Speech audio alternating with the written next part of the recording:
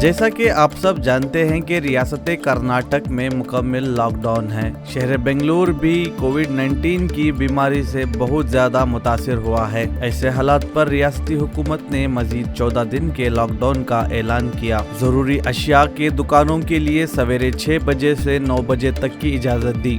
हमने शहर के मार्केट के कुछ ठेले वाले दुकानदारों से बातचीत करने की कोशिश की और इनके बहुत सारे मसाइल सामने आए। ठंडे व्यापार एकदम बहुत से बहुत ठंडे ये रखने का थे मैं पुलिस मारती हैं बार बार चले आते हैं 200-300 कमाना बहुत तकलीफ होगी है। बहुत से बहुत तकलीफ होगी है, बहुत से बहुत वाक़ा आ गया। पहले 700 से मिलते थे मार्केट है तो अब टाइम में 200 कमाना भी तकलीफ होगी, वैसी हालत होगी है। एकदम डैमेज आया था तो पूरा सूख जाता, सेब धूप के मार को डैमेज आ जाता है।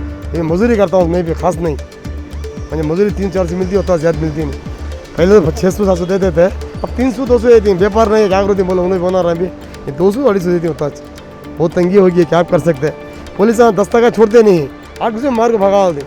अब उन्हें खाना के को जरा छपले खड़ी ही सो नया बुला के तो भागने का। कारोबार पहले की तरह बिल्कुल भी नहीं है। 100% में 10% या 5% व्यापार चल रहा और अब बहुत से बहुत ज़्यादा हालात ख़राब हुई। सबसे ज़्यादा हालात ख़राब हुई तो हमारे सर गरीबां की, जैसा कि गरीबा हमें जैसा कि दिन में 400 या 500 रुपये कमाने वाला है। हुकूमत की तरफ से जो ऑर्डर आया सुबह के 6 से और सुबह के 10 तक हमें व्यापार कर सकते हैं, तो उस हिसाब से अगर देखा जाए तो हमें सुबह के 6 से 10 तक व्यापार करने की इजाज़त हमारा सरकार दे रही हुकूमत। तो यहाँ के जो पुलिस वाले जो वगैरह लोग हैं तो हमने आके क्या कर रहे हैं, लाठी से बरसा रहे हैं, मार रहे हैं, भगा रहे हैं, व्यापार करने वास्ते नहीं दे रहे हैं। बहुत ज़्यादा तो बहुत से ज़्यादा तंग कर रहे हैं। तो इसमें हमें क्या करते हैं तो सुबह में एक थोड़ी देर कांते भी एक जगह खड़ा लोग व्यापार करते हैं, उसके बाद क्या करते हैं तो फिर एक थोड़ी देर आधा घंटा खड़ा लेते हैं। पुलिस वाला अगर आके हम ना भगाए तो बाकायदा हमें भागना भी पड़ता, उठा के करना पड़ता।